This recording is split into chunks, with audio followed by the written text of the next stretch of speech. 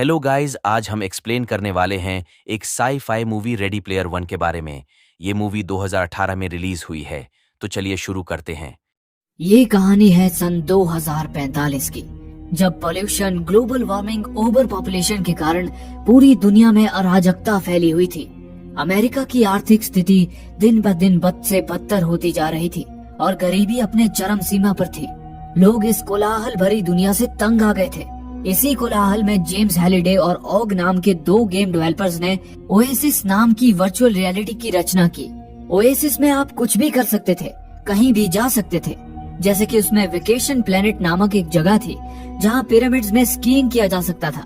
वहां बैटमैन के संग माउंट एवरेस्ट पे चढ़ा जा सकता था। फिर ओएसिस में एक ग्रह जितना बड़ा कसीनो भी था। इसी वर्चुअल रियलिटी में आप शादी भी कर सकते थे और तलाक भी ले सकते थे। लोग ओएसिस में लंबे, खूबसूरत, डरावने, दूसरे जेंडर, दूसरी प्रजाति, कार्टून और इसी तरह से कुछ भी बन पाते थे। लोग ओएसिस में वो सब करने आते थे जो वो करना तो चाहते थे, लेकिन असल दुनिया में कर नहीं पाते थे। फिल्म शुरू होती है अमेरिका के कोलंबस शहर के झोपड़पट्टी इलाके द स्टैक्स से। फिल्म का अहम किरदार वेड वॉट्स, जिसके माँ बाप उसके बचपन में ही चल बसे थे। वो अपनी मौसी के साथ उनके घर पे रहता था, लेकिन वो अपना अधिकतर समय पास ही के ट्रेलर में गुजारता था, जहाँ से वो वर्चुअल रियलिटी में सर्फिंग किया करता था। हर रोज की तरह वो आज भी अपने ट्रेलर में आता है और आते ही अपनी ओमनी डायरेक्शनल ट्रेडमिल पर सवार हो जाता है। इस ट्रेडमिल पर आप एक ही जगह पर रहकर चारों दिशाओं में चल सकते हैं, दौड़ सकते हैं। फिर वो अपना वीआर हेडसेट पहनकर ओएसिस की सपनों की दुनिया में प्रवेश करता है।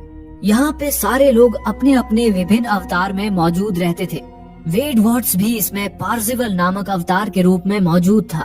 यहाँ पे ही लोग मित्र बनाते थे। पार्जिवल का भी एक परम मित्र था जिसका नाम था एच उस वक्त प्लेनेट डूम पर युद्ध में मशगूल था। प्लेनेट डूम ओएसिस की सबसे खतरनाक जगह थी।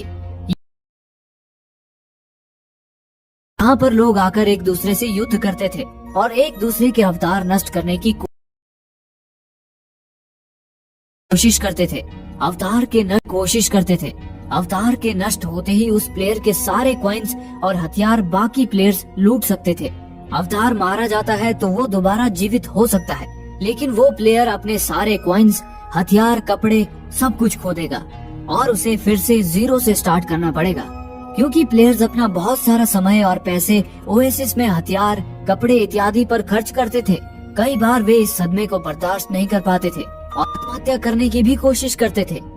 एज युद्ध के मैदान में दूसरे अवतार को नष्ट करके उनके कॉइन्स अपने अकाउंट में लपेटते जा रहा था। युद्ध में जीतने वाले को इनाम के तौर पर ग्रिगोरियस 120 नाम का आर्टिफैक्ट भी मिलने वाला था। आर्टिफैक्ट्स ओएसिस में पाए जाने वाले स्पेशल हथियार थे जिनमें कुछ स्पेशल पावर्स होती थी। जैसे कि ग्रिगोरियस 120 की विशेषता ये थी कि इसको इस्तेमाल करके प्लेयर अगले 2 मिनट के लिए किसी भी विशाल रोबोट में तब्दील हो सकता था। एज युद्ध में मशगूल था, तभी उसे पार्जिवल का कॉल आता है। पार्जिवल उसे बताता है कि अगली रेस 20 मिनट में शुरू होने वाली है और उसे जल्दी रेस ट्रैक पर पहुंचने के लिए कहता है। तभी उस युद्ध में उन्हें एज के दूसरे दोस्त डाइटो और शो भी नजर आते हैं। एज उन दोनों से लड़ रहे प्लेयर्स को अपनी बंदूक से मार गिराता है। पार्जिवल एज को जल्दी से रेस ट्रैक पर पहुंचने को कहकर फोन रख देता है। एडवेंचर से भरा ये ओएसिस जेम्स हैलिडे के दिमाग की उपज थी। हैलिडे और उसके बेस्ट फ्रेंड ऑग ने ओएसिस का पहला वर्जन सन 2025 में रिलीज किया था। रिलीज होते ही वो तुरंत सफल हो गया और इसने उन दोनों को काफी अमीर बना दिया। लेकिन कुछ वर्षों बाद किसी कारणों से ऑग ने कंपनी छोड़ दी। और रही बात हैलिडे की, तो वो न सिर्फ दुनिया की सबसे बड़ी कंपनी का मालिक था, बल्कि उसे एक तरह के भगवान का दर्जा प्राप्त हो चुका था। लोग उसे बहुत प्यार करते थे। और फिर 7 जनवरी 2040 को हैलिडे का निधन हो गया। लेकिन जाते जाते जो वो अपने पीछे छोड़ गया, उसने सब कुछ बदल के रख दिया। मौत से पहले उसने अपना आखिरी संदेश रिकॉर्ड किया था, जिसे उसकी मौत के बाद उसकी वसीयत के रूप में प्रसारित किया गया, जिसमें वो लोगों को बताता है कि मरने से पहले उसने एक ईस्टर एग का निर्माण किया है और उसे ओएसिस की किसी गेम में छुपाया है। उस ईस्टर एग को खोजने वाले पहले व्यक्ति को हैलिडे के सारे शेयर्स मिल जाएंगे, जिसकी कीमत इस वक्त $500 बिलियन थी। यानी कि वो व्यक्ति ग्रिगोरियस गेम्स का मालिक बन जाएगा। और साथ ही उस व्यक्ति के पास संपूर्ण ओएसिस का कंट्रोल आ जाएगा। हेलिडे अपने अवतार एनारॉक के रूप में ओएसिस में जिंदा रहेगा। एनारॉक आर्टिफिशियल इंटेलिजेंस द्वारा पैदा किया गया अवतार था, जिसमें हेलिडे की सारी यादें थी। एक तरह से वो हेलिडे का ही रूप था। एनारॉक बताता है कि उसने 3 चैलेंजेस बनाए हैं। इन चैलेंजेस को सफलतापूर्वक पूर्ण करने पे हर चैलेंज के अंत में उस प्लेयर को एक चाबी मिलेगी, और जो भी इन तीनों चाबियों को प्राप्त कर लेगा वो इस ईस्टर एग के खोज के अंत तक पहुंच पाएगा, जहां पे इनाम उसका इंतजार कर रहा होगा। इस कंपटीशन के ऐलान के बाद ओएसिस के सारे प्लेयर्स इस कंपटीशन को जीतने की होड़ में लग गए। लेकिन अफसोस, इस खेल को शुरू हुए 5 साल बीत चुके थे और अब तक कोई भी पहली चाबी तक नहीं खोज पाया था। पहली चाबी को जीतने के लिए जो चुनौती थी वो एक रेस थी। उस रेस को खुद हेलिडे ने डिजाइन किया था और आज तक कोई भी उस रेस को पूरा नहीं कर पाया था। अब केवल सिरफिरे ही उस रेस में भाग लिया करते थे, जैसे कि पार्सिवल, शॉ, डाइटो और पार्सिवल का बेस्ट फ्रेंड एच। और हाँ, सिक्सर्स भी इस रेस में हिस्सा लिया करते थे। सिक्सर्स आईओआई के लिए काम करते थे। आईओआई दुनिया की दूसरी सबसे बड़ी कंपनी थी, जो इस कंपटीशन को जीतकर पहले नंबर की कंपनी बनने की होड़ में थी। आईओआई के पास बुद्धिमान लोगों की एक सपोर्ट टीम भी थी, जो पूरा समय हेलिडे की favourite movies, music, games, comics इत्यादि के बारे में जानने और उनका अध्ययन करने में व्यतीत करती थी, ताकि प्रतियोगिता जीतने के लिए क्लूज खोज सकें। पार्सिवल भी अपना बाकी समय इन्हीं चीजों में लगाता था। आईओआई के सीईओ का नाम था सोरेंटो और वो एक नंबर का कमीना आदमी था। रेस शुरू होने से पहले पार्सिवल अपनी फर्राटेदार डिलोरियन कार को बाहर निकालता है। फिर वो जैसे ही अपनी कार में बैठता है, तभी उसके बगल में एक लड़की अपनी पोजीशन लेती है और तभी एकाएक न्यूयॉर्क की हडसन नदी के ऊपर से सरसराते हुए रेस ट्रैक का ब्रिज बन जाता है। और फिर स्टैच्यू ऑफ लिबर्टी के मशाल से आतिशबाजी के आगाज से रेस की शुरुआत का बिगुल बजता है और ये शुरू होती है रेस। वो लड़की सनसनाते हुए कार्स के बीच में से निकल जाती है। एच भी अपने ट्रक के आरे से कारों को काटते हुए आगे बढ़ रहा था। अचानक ही सड़क में बैरियर उभरने लग गए थे, जिससे कई कारें टकराकर नेस्तो नाबूद हुए जा रही थी। बड़ी ही जबरदस्त रेस चल रही थी। तभी पार्सिवल उस लड़की को पहचान लेता है। वो लड़की आर्टेमिस थी। आर्टेमिस ओएसिस की एक जानी मानी प्लेयर थी। तभी आगे वाली सड़क पे पहुंचते ही उनके स्वागत के लिए जुरासिक पार्क का एक विशालकाय डायनासोर खड़ा हुआ था, जो कार्स को कच्चा चबा रहा था। थोड़ा और आगे जाते ही किंग कॉन्ग मूवी का विराट किंग कॉन्ग उन पे हमला कर देता है और पार्सिवल के पीछे ही पड़ जाता है। मौका पाकर पार्सिवल अपनी कार में फिनिश लाइन की ओर तेजी से सन्नाटा जा रहा था, लेकिन अचानक फिनिश लाइन से ठीक पहले किंग कॉन्ग पार्सिवल के सामने आ जाता है। मौके की नजाकत को समझते हुए पार्सिवल आनन फानन में अपनी कार ऐन वक्त पे रोकता है। तभी ये क्या, आर्टेमिस अपनी बाइक में तेजी से उधर ही मरने चली आ रही थी। तभी ठीक ऐन वक्त पे पार्सिवल आर्टेमिस का हाथ थामकर उसे चलती हुई मोटरसाइकिल से खींच लेता है, लेकिन उसकी मोटरसाइकिल का नसीब इतना अच्छा नहीं था। किंग कॉन्ग उसकी मोटरसाइकिल का चूरन बना के उनकी ओर फेंक देता है और इसी के साथ रेस का रंगारंग कार्यक्रम यहीं पे समाप्त हो जाता है। आर्टेमिस पार्सिवल को उसकी जान बचाने के लिए धन्यवाद कहती है और अपनी बाइक की हालत देख पछता रही होती है। तब पार्सिवल, जो आर्टेमिस की खूबसूरती पे लट्टू हो गया था, उसे अपने दोस्त एच के वर्कशॉप में लेके जाता है। वहाँ पे एच के द्वारा बनाए गए आयरन जाइंट को देख आर्टेमिस चकित हो जाती है। फिर एच आर्टेमिस की बाइक को देख के कहता है कि वो 10 मिनट में बाइक को ठीक कर देगा और वो अपने काम में जुट जाता है। समय काटने के लिए आर्टेमिस और पार्सिवल बातें करने लगते हैं। ओएसिस और उसके निर्माता हेलिडे के बारे में पार्सिवल का नॉलेज देखकर आर्टेमिस उससे काफी इम्प्रेस होती है। फिर वो दोनों आज की रेस के बारे में बात करने लगते हैं। पार्सिवल कहता है कि किंग कॉन्ग को कोई पार नहीं कर सकता, ये जैसे इस खेल का नियम ही है। इस पर आर्टेमिस कहती है कि ऐसा नहीं हो सकता, क्योंकि हेलिडे को नियम बनाने पसंद नहीं थे। तभी एच आर्टेमिस की बाइक ठीक करके उसे सौंप देता है। उन दोनों का धन्यवाद कर आर्टेमिस ओएसिस से लॉग आउट कर जाती है। वेड भी पार्सिवल के अवतार को छोड़ ओएसिस से लॉग आउट हो वास्तविकता की दुनिया में लौट आता है। घर पहुंचते ही उसका स्वागत उसकी मौसी का बॉयफ्रेंड करता है। मौसी का बॉयफ्रेंड एक नंबर का निकम्मा था और आए दिन वेड को परेशान करता रहता था। तभी मौसी आकर अपने बॉयफ्रेंड को रोकती है और उसे और वेड को अपने अपने कमरे में जाने के लिए कहती है। वेड उर्फ पार्जिबल उस रात सोते सोते पहली चाबी की चुनौती के बारे में सोच रहा था। उसके दिमाग में आर्टेमिस की कही एक ही लाइन बार बार आ रही थी कि हैलिडे को नियम बनाने पसंद नहीं थे। अगली सुबह वेड उर्फ पार्जिबल क्लू ढूंढने के लिए ओएसिस में प्रवेश करता है। वो वहाँ हैलिडे जर्नल्स नामक बिल्डिंग में जाता है। जिस दिन ईस्टर एग कंपटीशन का ऐलान हुआ था उसी दिन हैलिडे जर्नल्स नाम की ये बिल्डिंग भी ओएसिस में प्रकट हुई थी। हैलिडे के अवतार एनोराक ने प्रतियोगियों को सलाह दी थी कि वे उसके दिमाग में क्लूज को ढूंढे और ये हैलिडे जर्नल्स लगभग उसका दिमाग ही था, जहाँ उसकी हर एक याद को बारीकी से सिलसिलेवार तरीके से संग्रह करके रखा था। हैलिडे की personal photographs, home video recordings, surveillance और नैनी कैम्प से ली गई वीडियोस, इन सभी को कंबाइन करके कुछ 3D रिकॉर्डिंग्स में तब्दील किया गया था।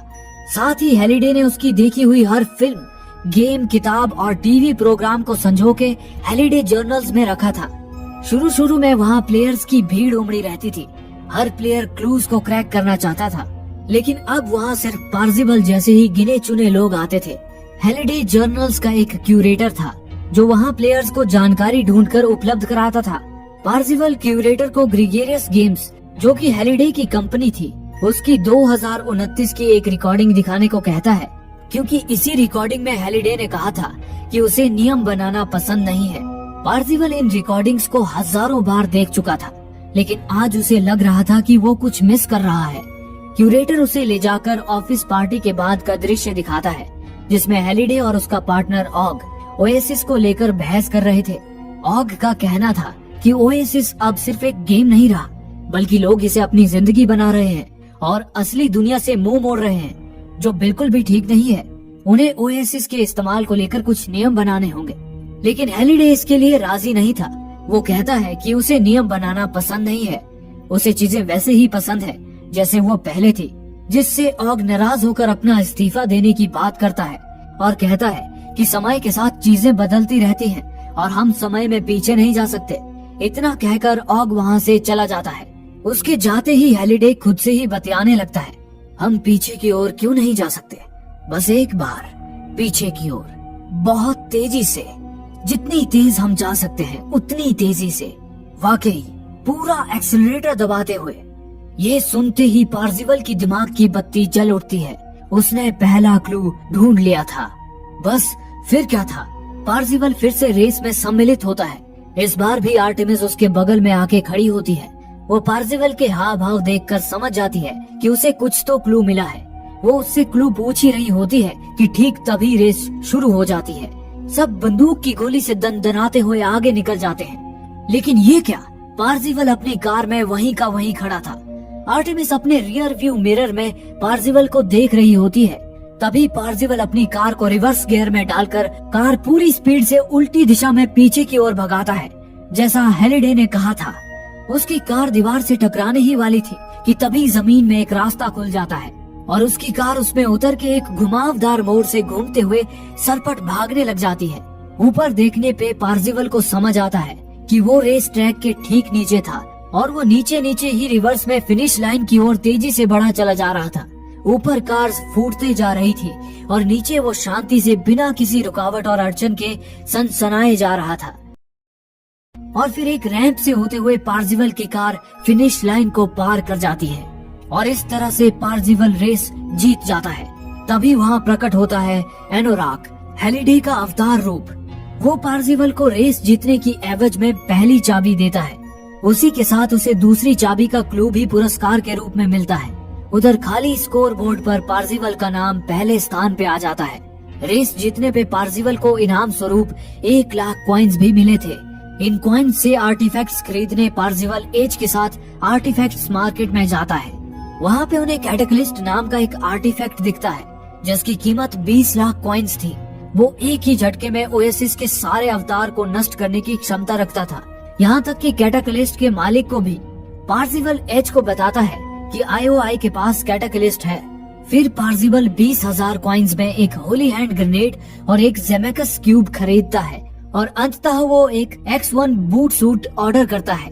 X1 बूट सूट पहनने के बाद वेड अपने अवतार के शरीर पर होने वाले हर स्पर्श को खुद के शरीर पर भी महसूस कर सकेगा। उधर IOI का CEO सोरेंटो अपने अवतार में ओएसिस में प्रवेश करता है। वो वहाँ आईरॉक से मिलने आया था। आईरॉक पैसों के बदले सोरेंटो के काले कारनामों को अंजाम दिया करता था। सोरेंटो ने आईरॉक को एक आर्टिफैक्ट ढूंढने के लिए पैसे दिए थे।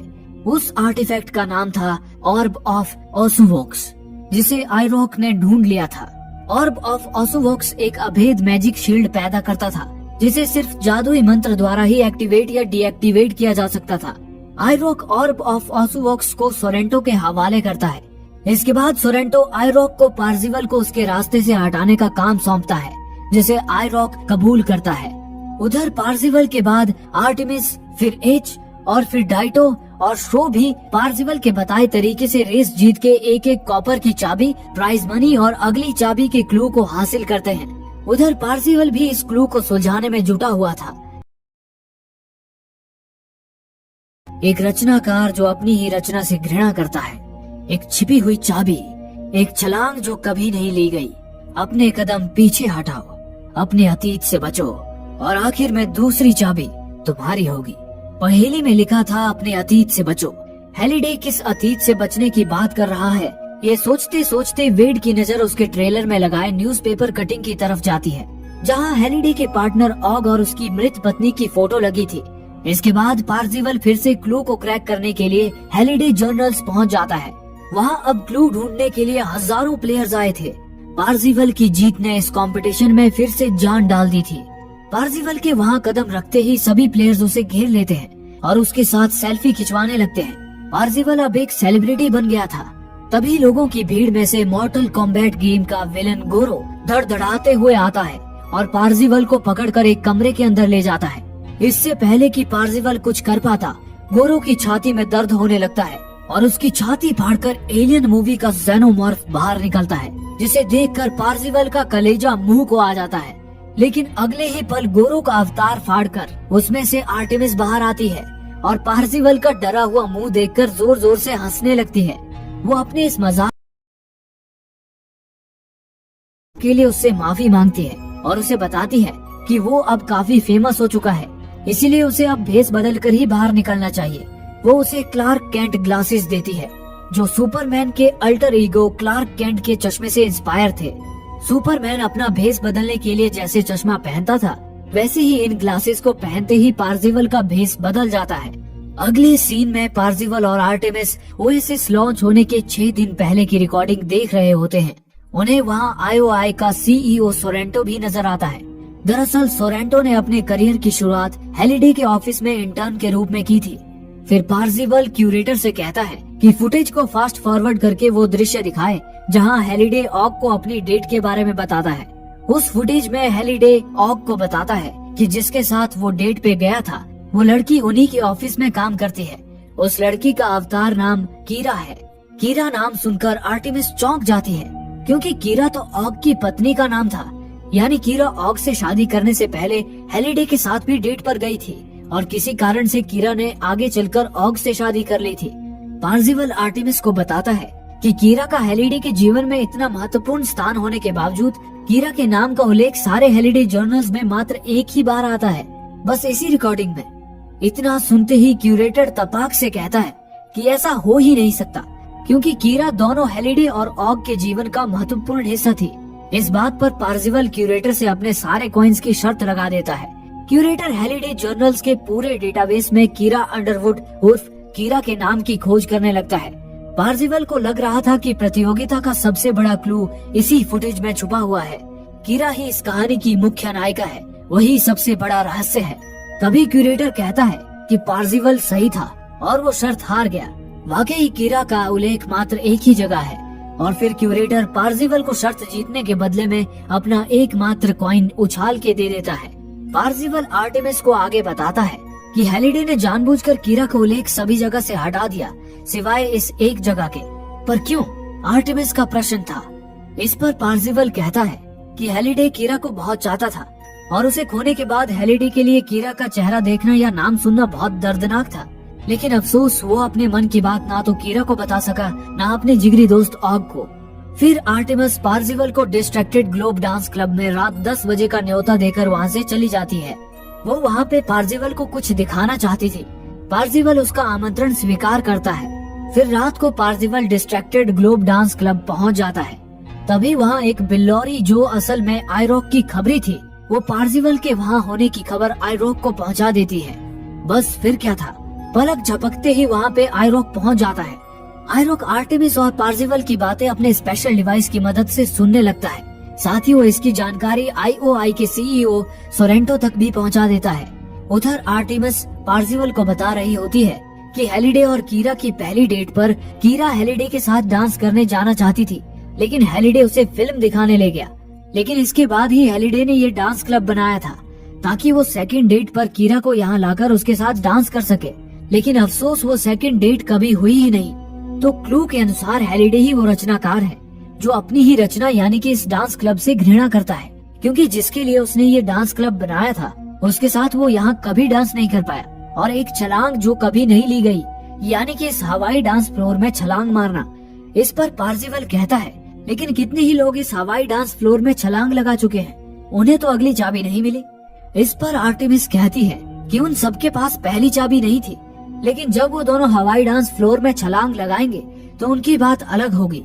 फिर क्या था, अगले ही पल वो दोनों हवाई डांस फ्लोर में छलांग लगा देते हैं और उनके डांस का रंगारंग कार्यक्रम शुरू हो जाता है। डांस के बीच में ही पार्जिवल आर्टेमिस से अपनी इच्छा जाहिर करता है कि उन्हें वास्तविक दुनिया में भी मिलना चाहिए। इस पर आर्टेमिस कहती है कि वो हकीकत में इतनी खूबसूरत नहीं दिखती है, अगर वो हकीकत में उसे देखेगा तो निराश हो जाएगा। फिर पार्जिवल आर्टेमिस से उसका असली नाम पूछता है और फिर जज्बातों की रौ में बहकर पार्जिवल वास्तविक दुनिया का अपना असली नाम वेड आर्टेमिस को बता देता है। पार्जिवल का वास्तविक नाम सुनते ही आइरॉक के कान खड़े हो जाते हैं और इसी बात पे आर्टेमिस पार्जिवल को डांटते हुए कहती है कि कोई भी ओएसिस में अपना असली नाम कभी नहीं बताता, क्योंकि ये जानलेवा हो सकता है। अब पार्जिवल से रहा नहीं जाता और वो आर्टेमिस से कह देता है कि वो उससे प्यार करता है। तभी वहाँ पर IOI के कमांडोज आ धमकते हैं। वो कमांडोज उन दोनों पे गोलियों की बौछार शुरू कर देते हैं। तभी आइरॉक भी पार्जिवल और आर्टेमिस पर हमला कर देता है, जिससे वो दोनों घायल हो जाते हैं।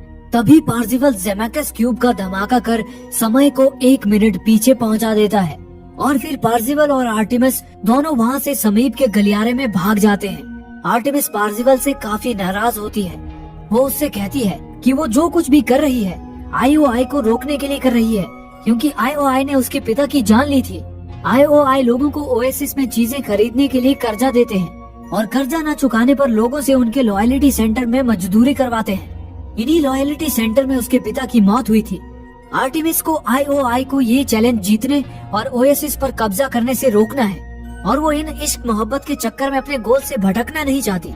उधर आइरॉक सोरेंटो को बताता है कि उसने सारे वेड नाम वाले लोगों की सूची बना के पब्लिक रिकॉर्ड्स में ये ढूंढा कि किस वेड ने हाल ही में X1 हैप्टिक बूट सूट खरीदा है, और बस इस तरह उसे पता लग गया कि वास्तविक दुनिया में पार्जिवल दरअसल वेड वॉट्स है और ये उसका फोटो है। वेड की असली पहचान मिलने के बाद सोरेंटो अपनी बॉडीगार्ड को वेड वॉट्स को उठा लाने के लिए बोलता है। इसके बाद सोरेंटो वेड के अवतार पार्जिवल को एक ऑफर पेश करने के लिए ओएसिस में इनविटेशन भेजता है। वेड उस इनविटेशन को स्वीकार करता है। सोरेंटो उसे वहाँ एक 3D होलोग्राम के रूप में प्रकट करवाता है। सोरेंटो उससे कहता है कि अगर पार्जिवल IOI में काम करना स्वीकार कर लेता है तो उसे $4 मिलियन का सालाना वेतन मिलेगा, और अगर पार्जिवल उसे वो ईस्टर एग खोज के देता है तो उसे $25 मिलियन का अतिरिक्त बोनस भी मिलेगा। इतना पैसा सुन के एक बार को तो पार्जिवल के तोते उड़ जाते हैं, लेकिन पार्जिवल अपने जज्बातों पर काबू करते हुए सोरेंटो के ऑफर को ठुकरा देता है। इसी बीच पार्जिवल की नजर सोरेंटो के गेमिंग चेयर पर पड़ती है, जहां सोरेंटो ने अपने ओएसिस का लॉगिन पासवर्ड चिपकाया था। पार्जिवल के ऑफर को ठुकराते ही सोरेंटो गुस्से से पिन्ना उठता है और फिर वो पार्जिवल को बताता है कि उसने उसकी जन्म कुंडली निकाल ली है और अब वो अच्छे से जानता है कि उसका असली नाम वेड वॉट्स है और वो कोलंबस के झोपड़पट्टी इलाके में अपनी मौसी संग रहता है और अब वो वहाँ इसी वक्त धमाका करवाने जा रहा है। अगले ही पल वेड वहाँ से अपनी मौसी को होशियार करने लपकता है, लेकिन तब तक वो बॉम्ब फट जाता है और वेड की मौसी और उसका बॉयफ्रेंड ध्वस्त होते घर के साथ मारे जाते हैं। वेड बहराया हुआ अपने ट्रेलर पे पहुँचता है और ओएसिस में अपने दोस्तों को आईओआई के बारे में आगाह कर ही रहा होता है कि तभी पीछे से एक आदमी वेड को धर दबोचता है।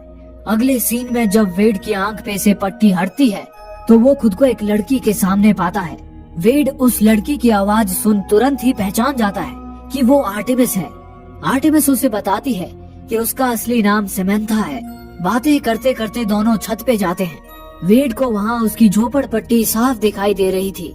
उसके आश्चर्य का ठिकाना नहीं रहता कि वो समंथा के कितने पास रहता था। तभी उसकी नजर समंथा के चांद से मुखड़े पे बने उस बर्थमार्क पे पड़ती है जिसे समंथा बार बार छुपाने की कोशिश कर रही थी। तब वेड समंथा के बालों को पीछे करते हुए उससे कहता है, तो क्या हुआ जो उसके चेहरे पे दाग है, उससे उसे कोई फर्क नहीं पड़ता। समंथा भी मन ही मन उसे चाहने लगी थी। समंथा वेड को किस करने ही वाली थी कि तभी अचानक समंथा को दूसरा क्लू समझ में आ जाता है। वो वेड को समझाती है कि एक छिपी हुई चाबी, एक छलांग जो कभी नहीं ली गई। यहाँ छलांग से मतलब वो किस था जो हेलिडे कीरा को कभी नहीं कर पाया था, और ये मौका हेलिडे ने खोया था उस सिनेमा हॉल में जहाँ वो कीरा को डेट पे ले गया था। बस फिर क्या था, वेड और समंथा अपने दोस्तों संग तुरंत हेलिडे जर्नल्स में पहुँचते हैं। पार्सिवल क्यूरेटर को वो सारी फिल्में दिखाने को कहता है जो हेलिडे ने उस हफ्ते में देखी थी, जिस हफ्ते वो कीरा के साथ डेट पर गया था। क्यूरेटर उन्हें उन सारी फिल्मों के रिकॉर्ड्स दिखाता है। तभी पार्सिवल को उन फिल्मों में शाइनिंग मूवी दिखाई देती है जो दुनिया की अब तक की सबसे भयानक हॉरर फिल्मों में से एक है, और उसे क्लू की वो लाइन भी याद आती है, एक क्रिएटर जो अपनी ही क्रिएशन से घृणा करता है। शाइनिंग के लेखक स्टीफन किंग को शाइनिंग फिल्म पसंद नहीं आई थी, उसे इस फिल्म से घृणा थी। पार्सिवल और आर्टेमिस समझ जाते हैं कि अगली चाबी इसी फिल्म में छुपी हुई है, और वे क्यूरेटर को उन्हें इस फिल्म के सिनेमा हॉल में ले जाने के लिए कहते हैं। क्यूरेटर उन्हें उस फिल्म के सिनेमा हॉल में भेज देता है। उस सिनेमा हॉल के अंदर पहुंचते ही ऐसा लगता है जैसे वो शाइनिंग मूवी के अंदर ही आ गए हों। वे सब वहां रुककर अगले क्लू के बारे में डिस्कस करने लगते हैं। एच ने शाइनिंग मूवी नहीं देखी थी, इसलिए वो चुपचाप पीछे खड़ा था। तभी एच से एक गेंद आके टकराती है। एच वो गेंद किसने फेंकी ये देखने के लिए गेंद के पीछे जाता है, जहाँ उसकी नजर दो जुड़वा बच्चियों पे पड़ती है। वो लड़कियां बिना कुछ कहे वहाँ से पलट के एक लिफ्ट में दाखिल हो जाती हैं। एच उनके पीछे भागता है।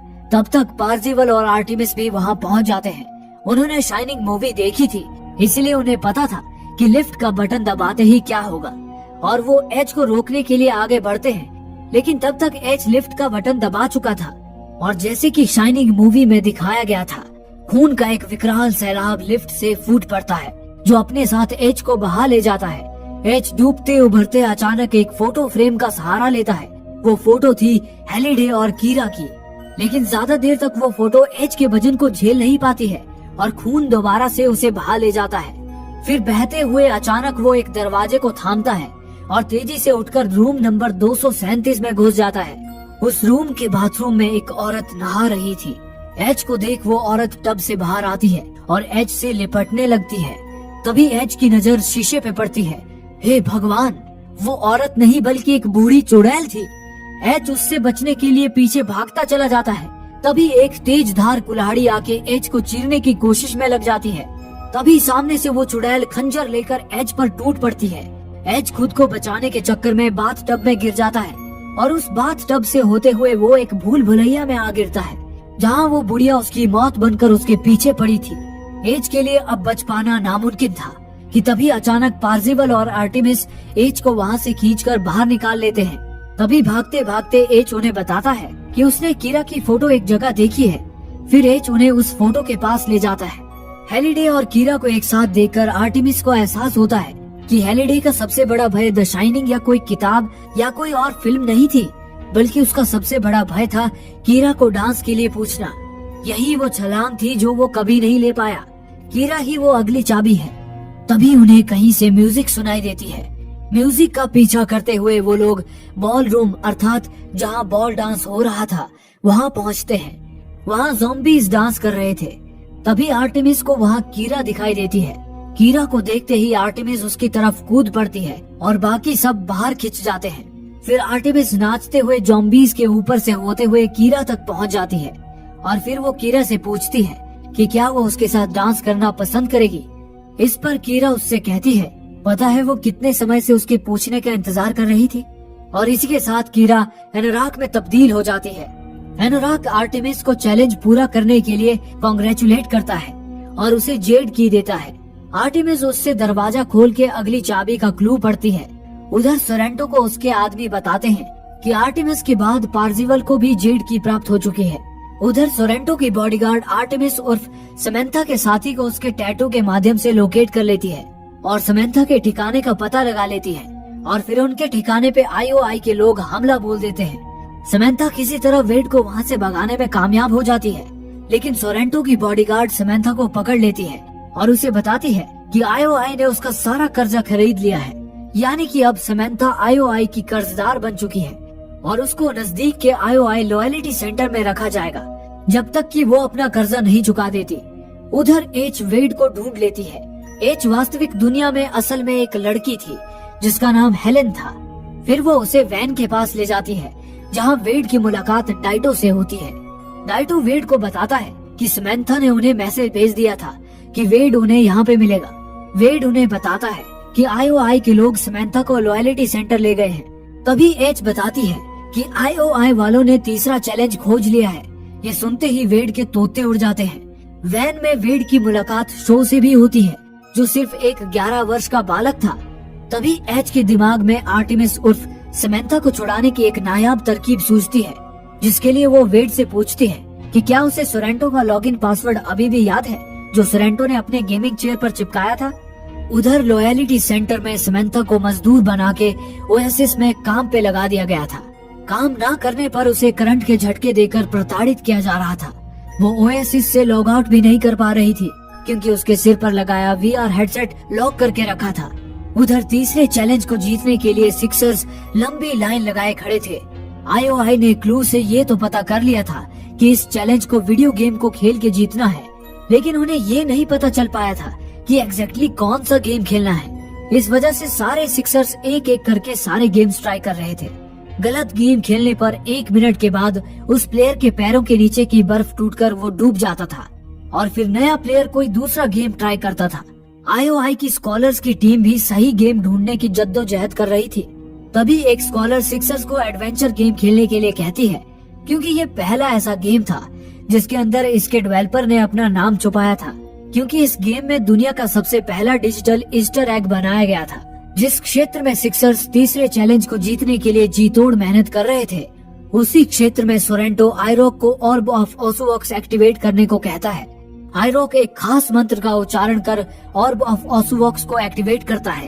एक्टिवेट होते ही एक प्रोटेक्टिव शील्ड, एक अभेद कवच की रचना हो जाती है जो संपूर्ण क्षेत्र को ढक लेता है, ताकि कोई और प्लेयर उस क्षेत्र में आके उस चैलेंज में बाधा न डाल सके और सिक्सर्स अपना समय लेते हुए तीसरे चैलेंज को जीत सके।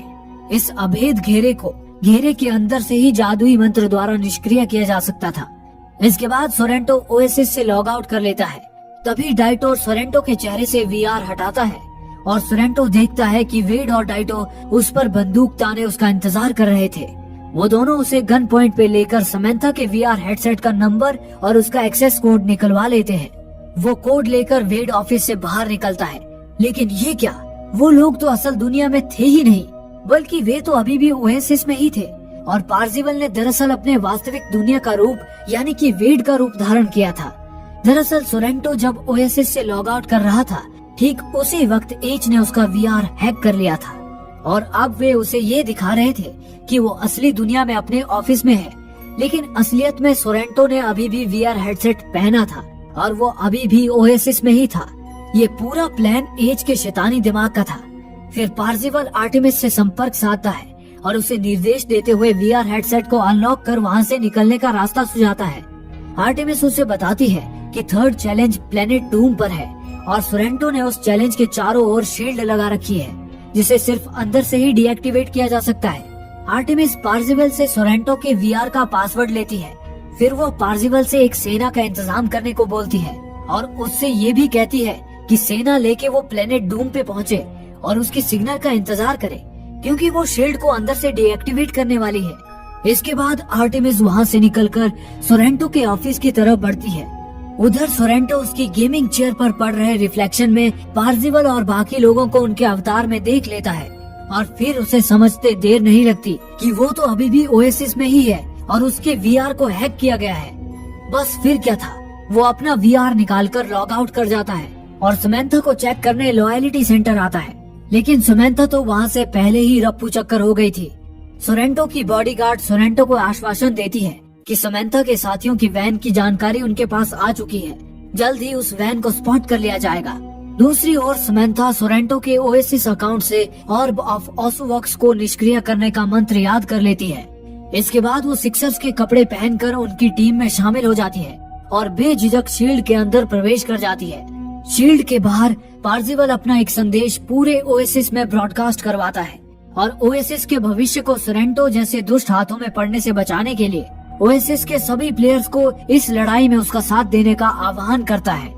एच, डाइटो और शो भी लड़ाई के लिए तैयार हो जाते हैं। एच उसके वर्कशॉप में रखे आयरन जायंट को एक्टिवेट कर लेती है और उसी को अपने अवतार के रूप में धारण करती है।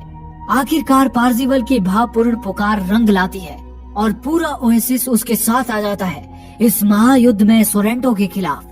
शील्ड के अंदर आर्टेमिस छुपते छुपाते एक रिमोट डिवाइस के माध्यम से मंत्र का उच्चारण कर वो ऑर्ब ऑफ ओसुवॉक्स को डीएक्टिवेट करने की प्रक्रिया आरंभ कर देती है और थोड़ी ही देर में ऑर्ब ऑफ ओसुवॉक्स निष्क्रिय होते हुए एक जोरदार धमाके से संपूर्ण सुरक्षा कवच को ढहा देता है और फिर एक भीषण युद्ध होता है पार्जिवल की सेना और आईओआई कमांडोज के बीच। सोरेंटो भी अपने मेगा गॉडजिला के अंदर बैठ के युद्ध में कूद पड़ता है। एच अपने आयरन जायंट से सोरेंटो पर हमला बोल देता है और मौका देखकर अपने साथ छुपाकर लाई आर्टेमिस को बाहर निकालता है। आर्टेमिस मेगा गॉडजिला के आंख में छेद करके उसके अंदर मैड बॉल डाल देती है जो एक भयंकर हंसी के साथ फट पड़ता है और सोरेंटो के अवतार की धज्जियां उड़ जाती हैं। लेकिन सोरेंटो ने आर्टेमिस को आईओआई कमांडो की वर्दी में देख लिया था। वो समझ चुका था कि समंथा वहीं आईओआई प्लाजा में ही है। वो समंथा को ढूंढना शुरू करता है। समंथा को भी इस बात का पता चल जाता है। पार्जिवल आर्टेमिस की घबराहट से भाग जाता है कि वास्तविक दुनिया में वो खतरे में है। वो उसे तुरंत आईओआई से निकल जाने के लिए कहता है, लेकिन आर्टेमिस ये युद्ध छोड़कर नहीं जाना चाहती थी। तब पार्जिवल उसे असली दुनिया में साउथ रिवर एरिया में मिलने के लिए कहता है और इसी के साथ वो आर्टेमिस को गोली मार देता है ताकि वो लॉग आउट हो जाए। तभी वास्तविक दुनिया में सोरेंटो लगभग समंथा को पकड़ने ही वाला होता है कि तभी वो बाल बाल बचती है और वहाँ से निकल भागने में कामयाब हो जाती है। उधर ओएसिस में आईओआई के कमांडोज का शिकंजा पार्जिवल पर कसता जा रहा था।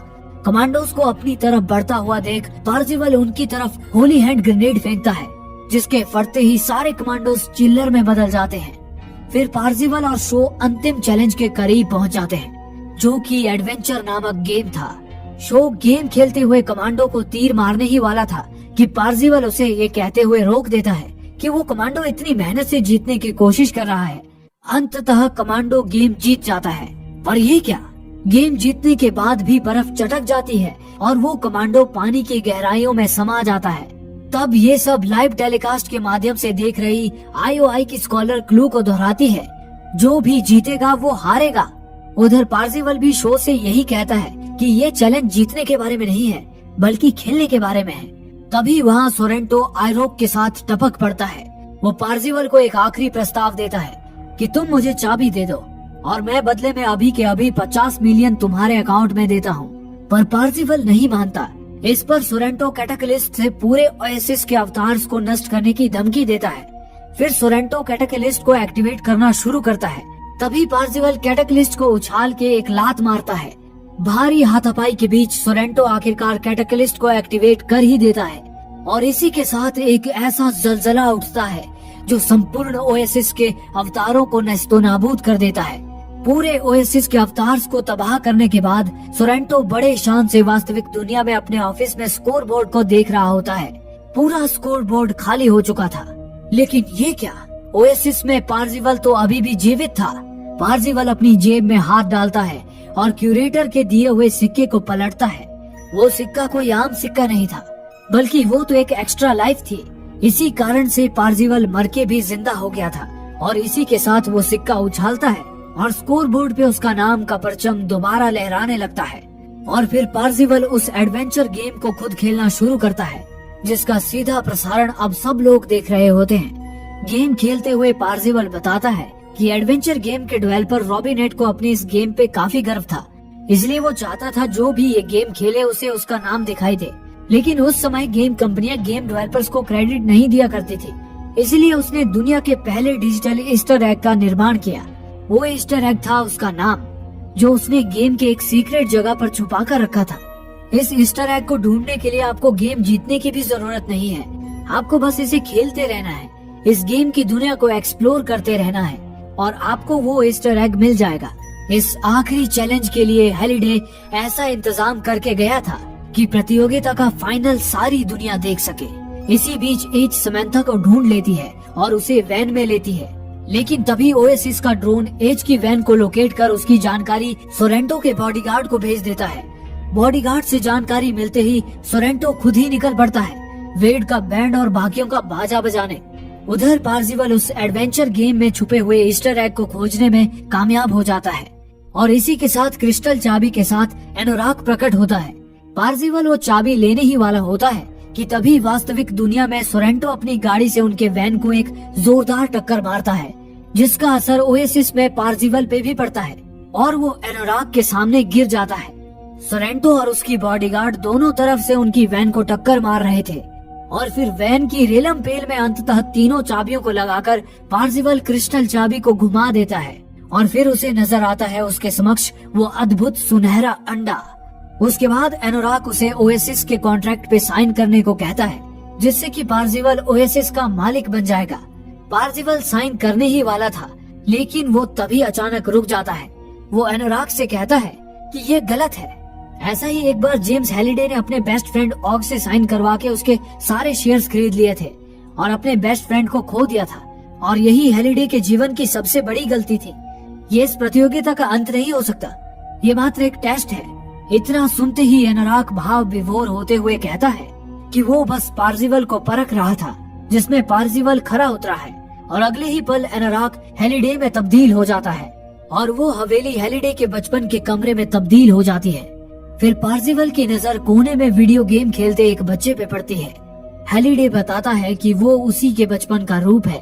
फिर हैलिडे ओएसिस का कंट्रोल पार्जिवल को सौंपने से पहले उसे वहाँ लगे लाल बटन के बारे में जरूरी बात बताता है कि उस लाल बटन को दबाते ही पूरा ओएसिस अपने बैकअप सहित डिलीट हो जाएगा। इसी बीच एच की वैन वेड के मोहल्ले में पहुंच जाती है। ओएसिस के अंत में हैलिडे पार्जिवल को वो सुनहरा अंडा दे देता है। वेड को मारने आया सोरेंटो भी उस सुनहरे अंडे की चमक देखता है तो वो वेड को गोली मारते मारते थम जाता है और सुनहरे अंडे की चमकीली आभा से वशीभूत हो जाता है। ठीक उसी वक्त सोरेंटो और उसकी बॉडीगार्ड को पुलिस गिरफ्तार कर लेती है। ओएसिस में हैलिडे वेड से विदा लेता है। जाते जाते पार्जिवल हैलिडे से एक आखिरी सवाल पूछता है कि क्या हैलिडे सच में मर चुका है, क्योंकि वो कोई अवतार नहीं लगता। इस पर हैलिडे उसे कहता है कि हैलिडे सच में मर चुका है, लेकिन वो कोई अवतार भी नहीं है। पार्जिवल उससे पूछता है कि आखिर वो है क्या। जवाब में हैलिडे मुस्कुराता है और पार्जिवल को गुड बाय कहकर चला जाता है। इसके कुछ ही समय बाद ऑग ग्रेगेरियस गेम्स के कुछ वकीलों के साथ वेड के हस्ताक्षर लेने आता है ताकि ओएसिस का पूरा कंट्रोल वेड के हवाले कर सके। लेकिन वेड कहता है कि वो पुरस्कार को अपने दोस्तों के साथ बांटना चाहता है, जिससे ऑग भी भाव विभोर हो जाता है और कहता है कि उसने एकदम सही निर्णय लिया है। इसके बाद ऑग एक ऐसा खुलासा करता है कि क्यूरेटर जो हैलिडे जर्नल्स की देखभाल करता है वो कोई और नहीं ऑग ही है। वेड की रिक्वेस्ट पर ऑग एडवाइजर के रूप में ओएसिस को फिर से ज्वाइन करता है और फीस में मात्र 25 सेंट यानी कि डॉलर का 1/4 लेता है। वे ओएसिस में किसी भी लॉयल्टी सेंटर को व्यापार करने से भी प्रतिबंधित करते हैं और आईओआई को उनके सभी लॉयल्टी सेंटर्स को बंद करने के लिए मजबूर होना पड़ता है। इसके साथ ही ऑग की सलाह पर वे लोग ओएसिस को मंगलवार और गुरुवार को बंद रखते हैं ताकि लोग वास्तविक दुनिया में भी जी सके और उसे बेहतर बनाने में अपना योगदान दे सके। दोस्तों, अगर आपको ये मूवी अच्छी लगी तो आप हमें सपोर्ट करने के लिए हमें सब्सक्राइब कर सकते हैं ताकि हम ऐसी ही और वीडियोस लेकर आ पाएं। धन्यवाद।